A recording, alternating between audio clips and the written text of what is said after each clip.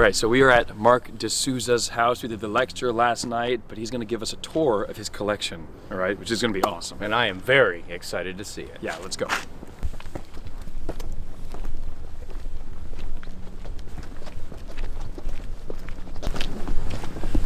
He's in there doing his stuff. You have to shave and a haircut, or magicians won't respond to you. Hey guys. Hey, Mark. Yeah, good to see you, buddy. You too, man. Thank you. Hey, Robert. Hey, how you Mark. doing? Good to see you. Come on in. Come on in. All right. So, show us around. Here it is. Tell us about the things. The things. Yeah. How many hours do we have? Oh man. my God. One, I guess. All right. All right. So we'll talk generally about what's. What are we looking at here? Okay. Yeah, exactly. So this is the library, which is essentially a research library. I mean, there are some collectible stuff in it, but it's primarily a research library that I use for myself and for others and guys that come over for the lectures and the workshops. You know, they're the guys who are known are free to take books out and hopefully return them, and so it benefits more than just me. How do you keep track of all the books that they take? And there's a little a box over there, a little file box, and there's a index cards, and it's kind of on the honor system, and everybody knows they have to show me the book before they go. Sure. So I can go, yeah, you can take that, or no, I'm working on that. So 95% of the time it's okay for them to take, because I got plenty of stuff to work on. I don't necessarily need that, but if there's a particular project that I'm working on that I know I need that, it's, yeah. All right. So what stands out to me here as soon as we walk in is, I mean, obviously all the magic stuff, but what's going on here? Guitars. They are guitars. Okay, so, good. That's enough. So the story is when I was 20 years old, I decided I had to try becoming a professional magician, and I did that for a couple years before I decided that's not what I wanted to do with my life. I'm not a full-time pro, but I treat magic like I'm a pro. But becoming a professional, I didn't want to just do magic. I had to have a new hobby, so I took up guitar, and that just kind of grew and morphed into this. About 40 guitars. There's a bunch of autograph stuff, kind of starting over there. That's the guitar from the first Lilith Fair tour. So it's like the Indigo Girls, Sarah McLachlan, Abra Moore, Paula Cole, Fiona Apple. So that was the guitar from there. Wow. This is what I lovingly refer to as the Chicks guitar. Not politically correct, but there's Joni Mitchell, there's Joan Baez, and what's the point of talking about anybody else? Sure. But there is, you know, for the sake of Mary Chapin Carpenter, Susan Werner, Dar Williams, all the Four Bitchin' Babes, Christine Lavin and that bunch. That's the guy's guitar. It's primarily singer-songwriter stuff, though. There is Steve Miller and Buddy Guy on there. Other than that, it's people like Lyle Lovett, Richard Thompson, Cliff Eberhard, Tom Paxton, David Wilcox, John Gorka, Chris Smither, Livingston Taylor. Down there is a guitar signed by James Taylor. That's nice. The one on that one. And then here are the individual guitars that are signed. Eric Clapton. This is Jefferson Airplane with Bonnie Raitt on the side. Rolling Stones, The Hooters, Spinal Tap, signed in their character names. Yes, that's one of my favorites. Velvet Underground, the original lineup. See, that's awesome. VU. Oh yeah, I'm a big VU fan. I go back, way back on that one. I have loving memories of seeing Lou Reed at the Tower Theater, and he was so messed he fell into the amps. It was a great night. That's awesome. It's a great night. That's awesome. John Fogerty, Bruce Springsteen and the E Street Band. Nice. The rest of these are, just a variety of different playing guitars. I do play. I'm not good, but I'm enthusiastic. Okay. So check out this one. That goes a long way. Yeah, the flame one. Yeah, that's the rockabilly guitar with the dice tuning knobs. That's one of those. Not a great guitar. It plays okay, but it was just so cool, and I love dice. Oh yeah. The coolest thing though amongst this all is that one right there, which is a 1943 Gibson that belonged to one of my students' dads, and he decided when he was going to part with it, he'd rather see me with it than the guitar shop up the street who was going to sell it to some nameless, faceless person. Wow. So, yeah, and then just a variety of amps. once in a while I get together with guys and play. Nothing serious, but it's fun. Sure. It's fun. I remember you were telling me last time I was visiting you about this piece here. Yeah, and you actually had him up on stage last night. Don Camp is the artist. Okay. Who did that?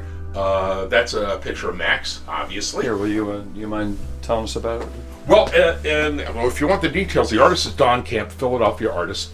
Don, for many years, was a photojournalist with the major newspaper here in Philadelphia, but was an art photographer, and he always did art. And his stuff, he's gotten numerous grants, art grants. His stuff is known nationally. It hangs in museums.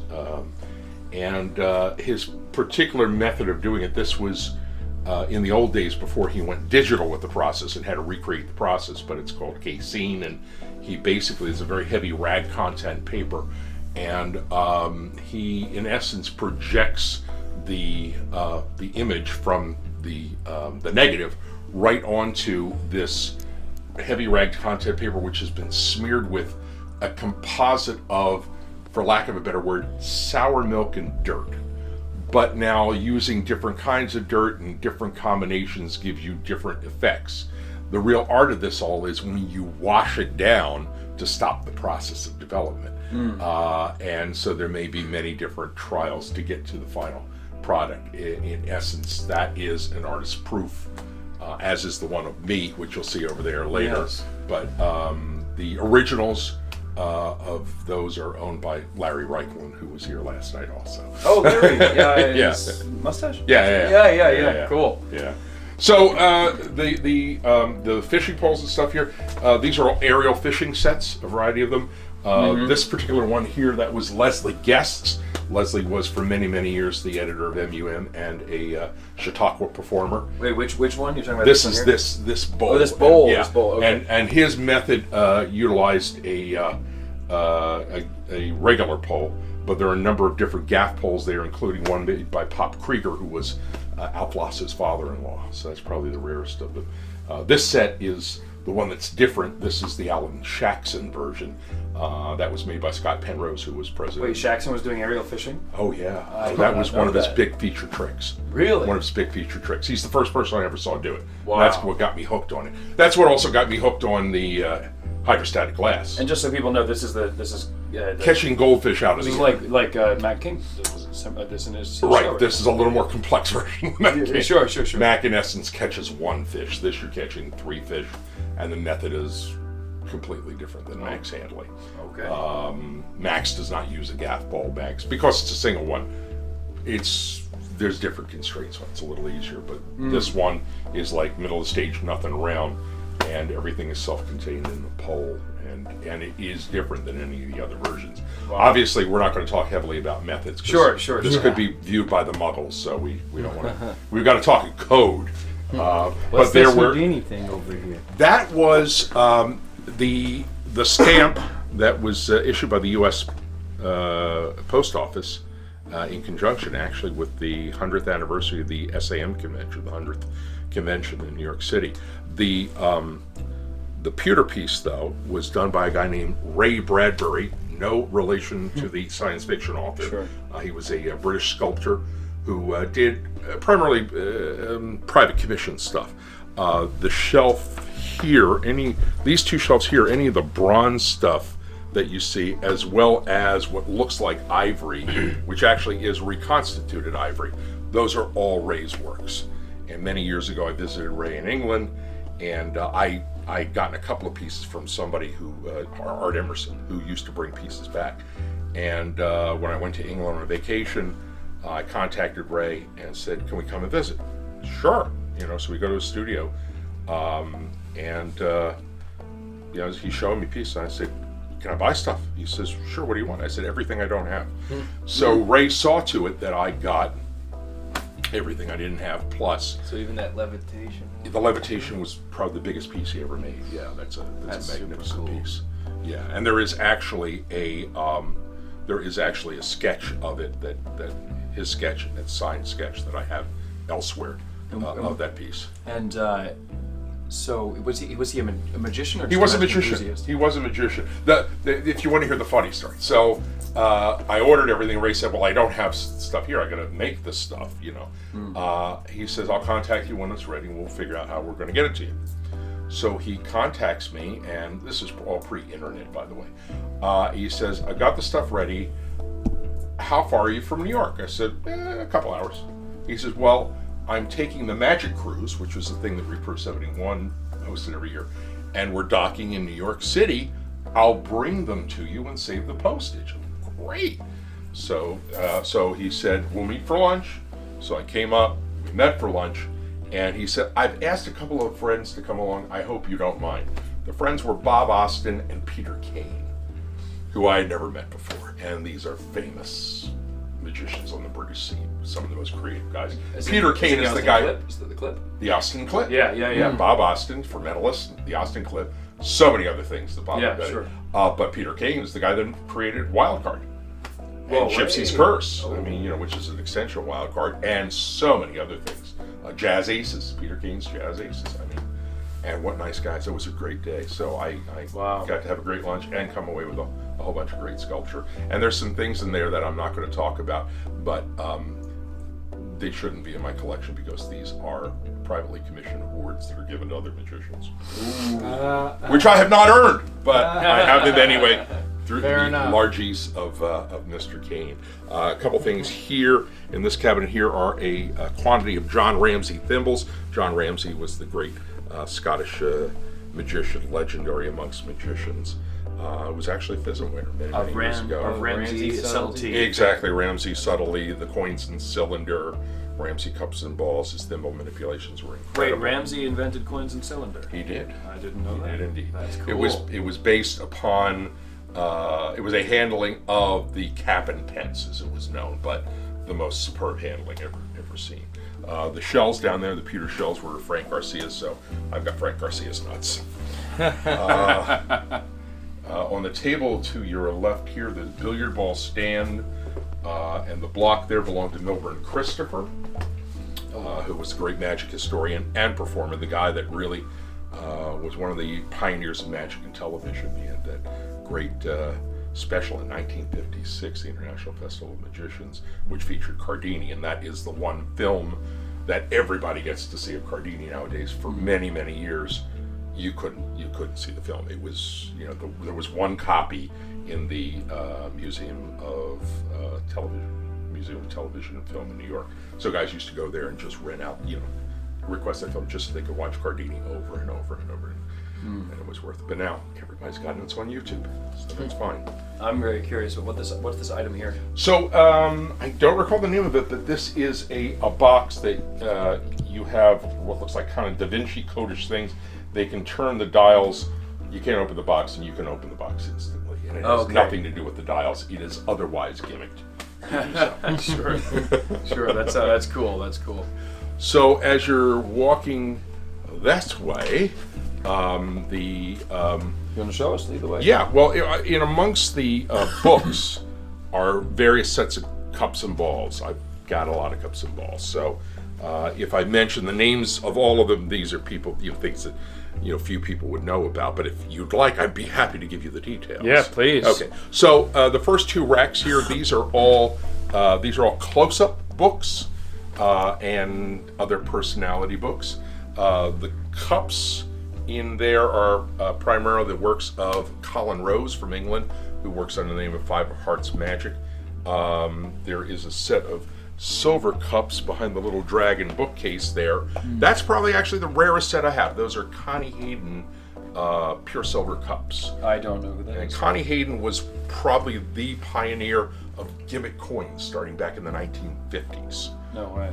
And he made a set of cups that was kind of modeled on the Paul Fox cups. There was a big to-do about all that, but Hayden's dimensions were slightly different. So was Connie Hayden a machinist? He was a machinist, and a superb machinist. In fact, he had not only made smaller stuff like that, but also, and you'll see another set of Connie Hayden cups later, would also make vanishing dove cages for guys. I mean, he was one of the first guys to make those. As we move down here, up here are all cups that were made by a guy not in magic. He's a tinsmith, an old-fashioned tinsmith who lives in Intercourse, Pennsylvania. Yes, that's the real name of the town.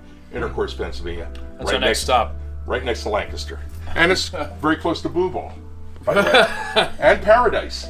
So these are all, his name is Harrison. He goes under the name of the village tinsmith. So he makes cups the old-fashioned way, all bent by hand on equipment from the 1800s. Whoa, It's very cool. These wood cups here are chop cups made by Eric Hansen from Canada. These are the original Tayad cups from India, the Indian style cup, and then the European style cup, and of course the wand that everybody knows, the wand. But this was Tayad Senior. But this is beautiful. It's beautiful pieces. I recognize these shapes from the McBride's historic collection as well. Exactly. Under that, down here is a set of sterling silver plate Paul Fox cups made by Danny Dew, and below that is my first set of Danny Dew cups. Down there is a set of P&L cups that are gold plated, and those were the property of Louis Ganson, the English author of all the Dave Vernon books and the Slidini book and all the other good stuff. So the next two racks over here, these are all playing card books on card magic, and over here there's a set of what are known as the Vernon cups. These were the cups that Vernon was actually using, that style cup, before the engraved cups that everybody knows about. And Harry Stanley was the English impresario who brought Vernon over to England to do lecture tours. What's the difference between the engraved cups and the Vernon cups? Well, these are the cups that he used before.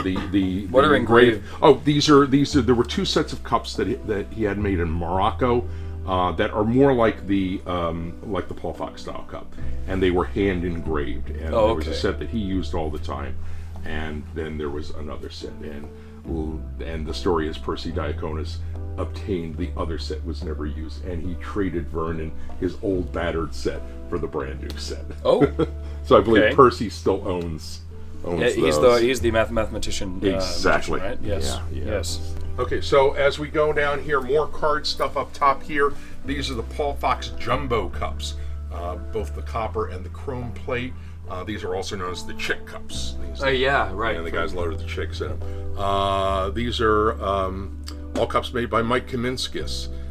These are a set of the Charlie Miller cups that I took to a machinist, had him rub out all the spin marks because they're not well-made cups, and then had him nickel plate them. Those cups were actually based on these cups, which were the Ross Bertram cups, and that's a set of Bertrams. Okay. These cups are the Brett Sherwood cups from England. Cool. These are my working cups. That's my working cup set. So you pull them out of here. I pull them out to work with. Wow. That's my working set. And these were both the engraved sets were gifts from my wife. She buys good presents. So these would be these are engraved sets. These are engraved sets. Yeah. Okay. Got it. So this is the all silver set. When you said hand engraved, I thought it was like to Vernon. Oh no! These are all ornamental engraving. Got it. Yeah. So this is the silver set. That is the silver and gold set. Inside the cup is a gold wash. And this is the whole mental section. We'll keep you away from there. I don't want to have to wipe the drool. I don't want to have to wipe the drool. The cabinet back here on top is some Tony Moretto sculptures.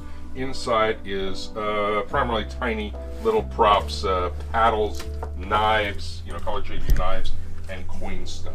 Got it. Over here we start the bigger stuff. These are the crummy rings. The good rings are in the other room.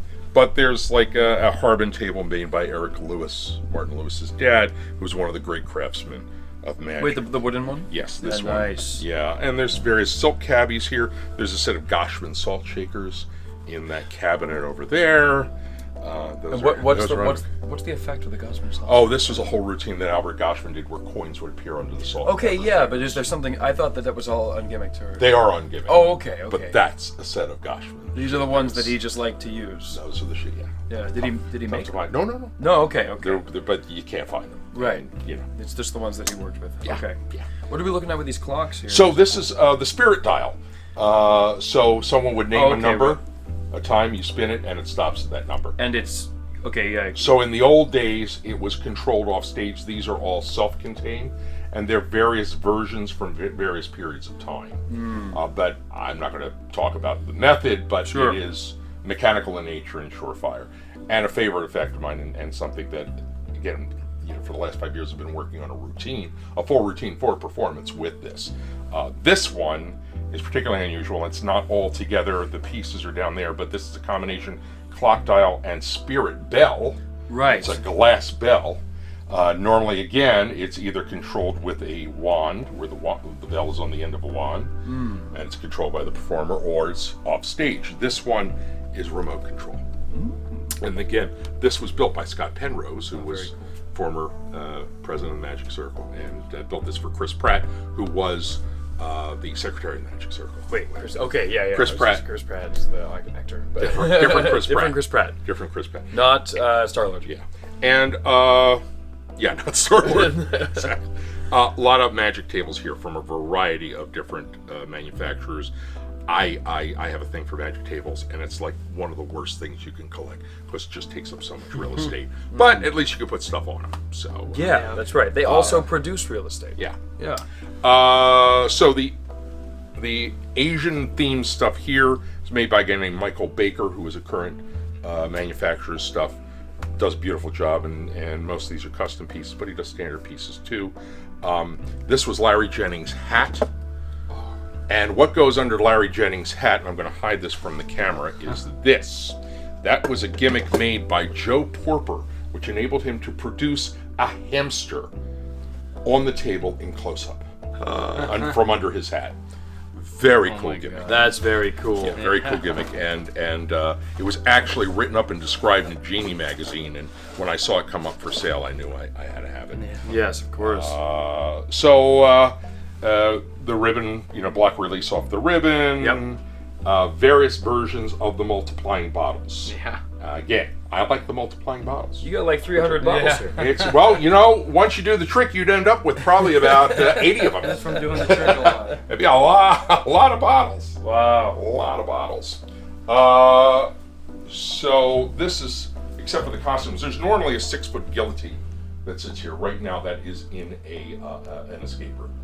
Oh, really? Yeah, It's it's a on decoration? fire. That's Yeah. cool. Well, it's part of the escape room, actually. There is something that happens with it. Oh, nice. But normally the clothing hangs on the guillotine. And there's a couple of significant pieces of costuming here. This one, not so much. This is a local guy, Nat Litt. This piece was the robe that David Bull, Grand David, wore when they performed the broomstick suspension. Oh. And I have the broomstick suspension, and that broomstick suspension was made for David Bull, who's like 6'2", and that'll hold him. And you would wear that, He which would wear would that, help. which Yeah. helps him do the trick. Sure. Very Recognize light that? material. Yes? Is that Say it. Doug? Yep. Is that Doug Henning? That is Doug Henning's Oh, my jumpsuit from the opening of the last TV show, which was Wow. the Big Apple special. Wow. Yeah. And that piece you may recognize also. Nope. Harry Blackstone Jr. Oh, That yes. was his signature tux. Oh, my This is the one that goodness. he wore when he performed the floating light bulb on the Paul Daniels show in England. Does Gay know that you have? Oh, yeah. Oh, Okay. yeah. Yeah, Gay and I have talked about it because I said, gee, I thought Harry was bigger. She said, he had a lot of different size tuxes. So this piece here is a miniature of an illusion that Okido created, and this was commissioned by a guy named Bill Dotson, who is the magician who taught Del Rey electronics. And that's all I'll say about that. The plexi tables were made by Merv Taylor for Harry Blackstone Jr. The Chinese sticks were the sticks that Fred Capps used on the Ed Sullivan Show. Fred Capps was the only 3-time Grand Prix winner, the Grand Prix de Magie. This was his Vanishing Candelabra, which was the finale of his act from his last Grand Prix win. Spectacular effect. Never seen before, never seen again. Wait, really? Yeah, he's the only person that ever did it. It was created for him. It was made by a machinist from the French auto industry named Jean Ducatillon, who made the best force watches in the world. The best version of the Stahl watch you ever saw is the Ducatillon watch. But he made that for Fred as a gift. And then He performed it. Exactly. And there's No. He did it. He did it in his the Grand Prix act, and he performed it on the Sullivan Show. Beautiful. So and there's footage of it on YouTube. A variety of props made by Magic Wagon, a company from Thailand. Just a variety of older props here, including an Okido checker cabinet made by Norm Nielsen. There's a table there that contains a lot of Magic Wagon stuff, but the table itself was Billy McComb's working table. You'll see some more McComb stuff. In the library, that's Stage Magic, that's history. 2.5 racks of lecture notes, stuff written for the general public, assorted books for magicians, books on gambling and cheating, books on children's magic, comedy magic, business of magic, and allied arts. Props, these are a variety of different props. A lot of it is English. Props made by a guy named John Martin, who was one of the great machinists of all time. A lot of gimmick coins in here, the stuff that I'm actually working on. This particular thing is pretty cool. It's a watch. This looks like something out of James Bond, because there's this line that comes out of here and goes back in, and that's called a reel. And this was made by Cardini. What? Cardini made the best reels ever. And it's still functional. Still functions perfectly. Jesus. Yes. Yeah. And just a whole bunch of smaller magic here. This is the John Rogers Traveling Magician. There's less than 50 of those known to still exist. And that was a gift for my 50th birthday from my parents. As we come around here, the wood cabinets over here contain a lot of gimmick coin stuff and magic wands, like magic wands. Behind the bar is all the glass stuff. The brown leather case there was John Mulholland's last working case. That's kind of interesting. The clock tower here, this was Nick Ruggiero's reimagining of the Thornton clock tower, and you would produce watches one by one and hang them on there, and then you would gesture, and one by one the watches would vanish and go down that little, what looks like a pachinko machine, right, and land in a silver top hat at the bottom. When the last watch went down and hit the bottom, you would hear a ringing, and you pick up the top hat, turn it over, the watches have changed to an alarm clock. Nice. Oh, very cool. Pretty cool. All the props inside of this cabinet were props that belonged to Fred Capps, my hero, and as I said, only three-time Grand Prix winner. And he was an amazing magician who could do everything. This guy did immaculate close-up. His stage act, his silent manipulation act was, fantastic. He did pattern magic, very funny guy. Did illusions. He would do mentals, children's magic. Anything he touched was brilliant. As we're in this area here, this is the periodical section. These are all magic periodicals from a variety of time periods. Ooh. Excuse me a moment. Hello? Yeah. Okay. So in and amongst the props here again, just a lot of stuff from a lot of periods of time. This particular piece is the P&L Goldfish Bowl production, a classic magic. This is the one that actually was the property of Todd Petrie, the P of P&L. That was his personal one. The red table there on the silver stand, that was Ross Bertram's working table, one of the great sleight of hand artists of all time. There are a couple of blooming rose bushes there, the Abbot and the P&L, which is kind of like the coin of the realm, as it were. P&L aerial fishing set, which does not require a gaff pole because the gaff is built into the bowl itself. Different than the Stull, which is the classic. The gaffs are built into the lid there. If you turn over here, you will see a lot. Just turn the camera around. I'll just narrate it from behind. There's a lot of Asian stuff here. These were all pieces made by Norm Nielsen, either made or decorated by Norm Nielsen. And wow. I developed enough of a relationship where I would ask him just to do some specials for me, and he always complied. It was very nice, but he's not able to do that anymore. That table right there, that black plinth with the PD on it, yes, that stands for Paul Daniels. Oh. That was one of Paul Daniels' working tables. Nice. So why isn't there a chop cup on it? I really considered it, but I needed the storage space. So this is the theater.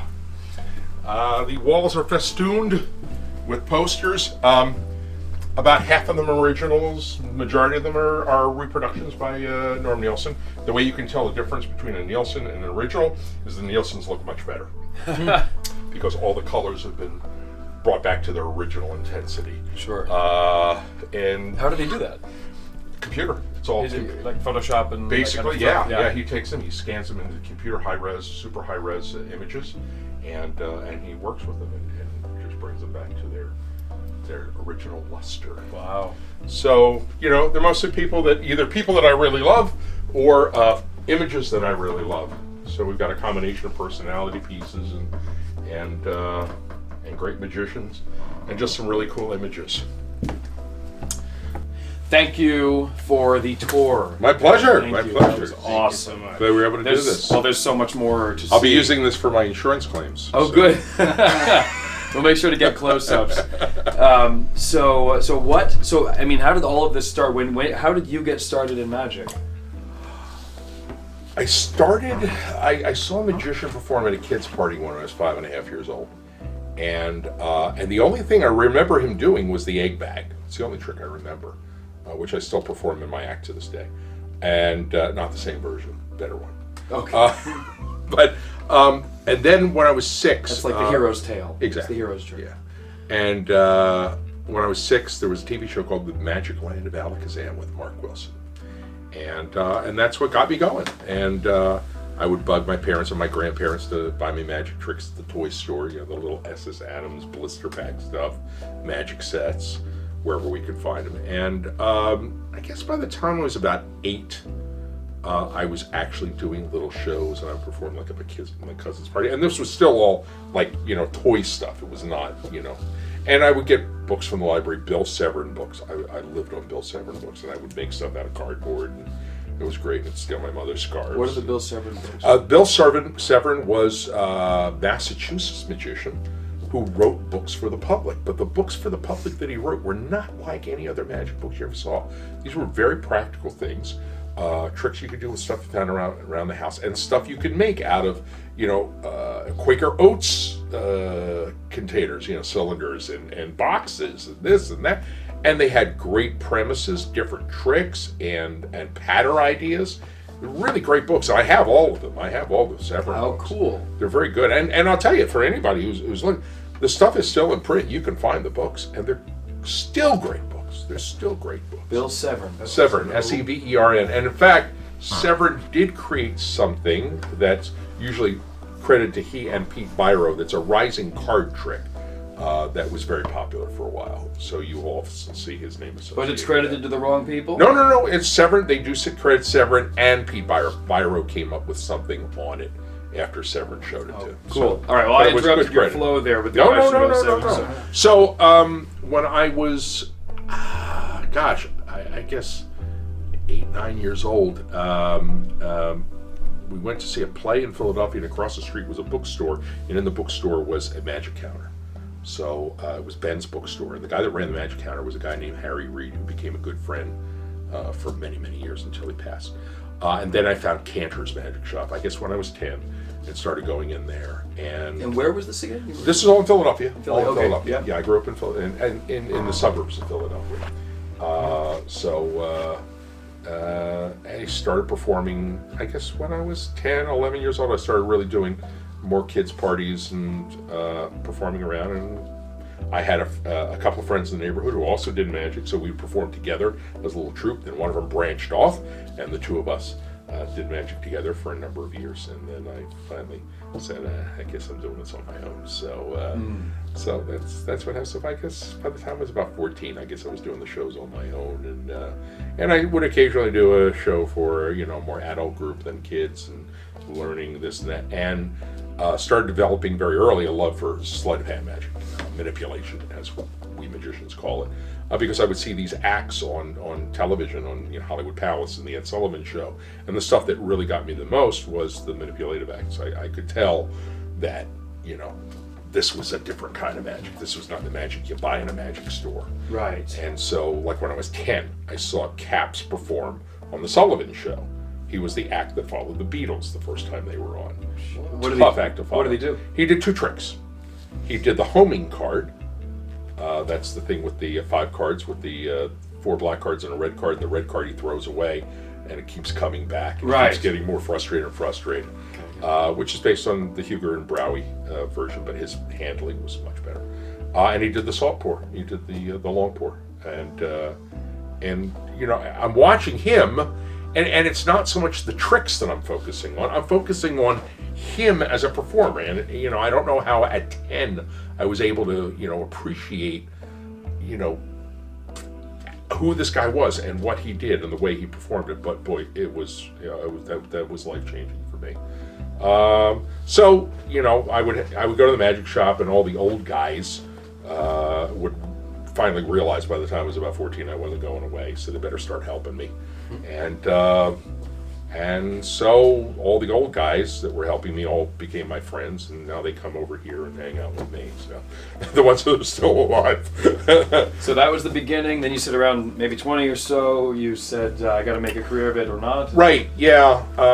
I started in magic competitions. So I did my first magic competition when I was 14. Woefully unprepared. Should never have done it, but I did it anyway.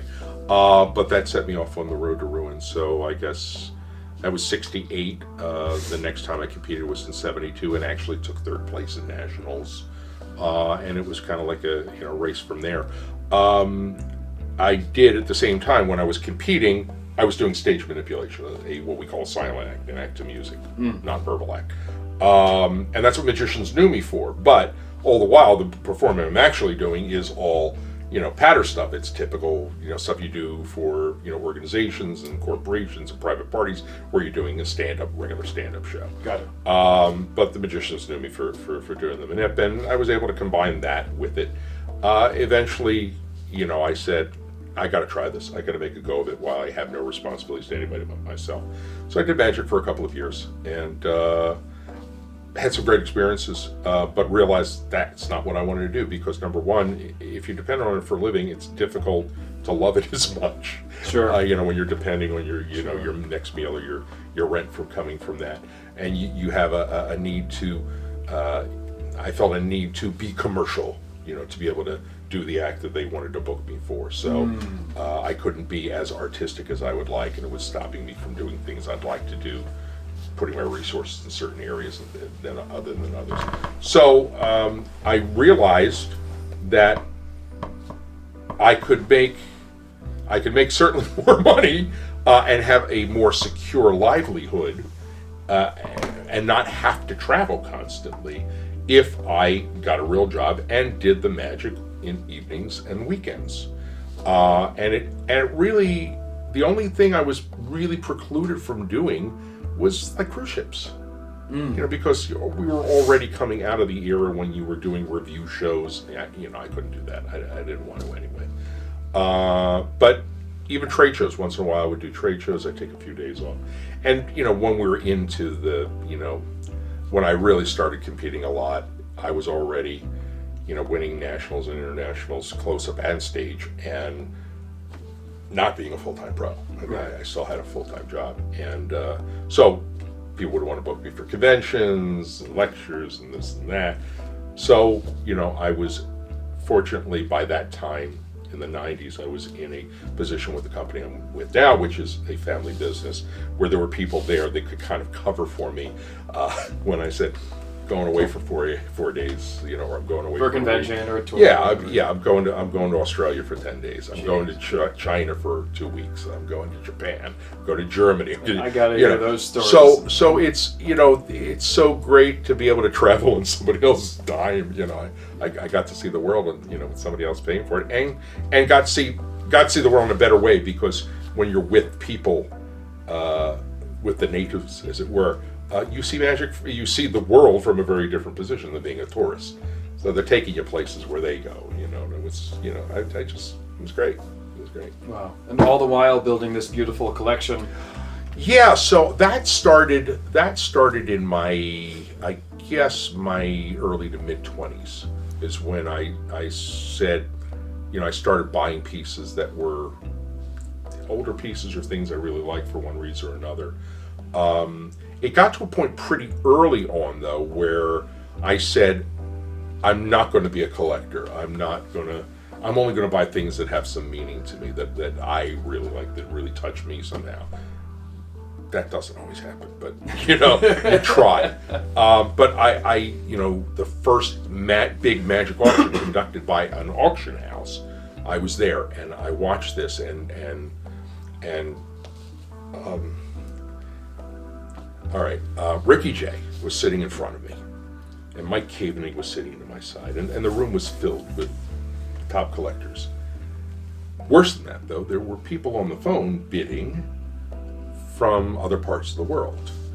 And there was one bidder who just kept buying literally everything. I mean, every book.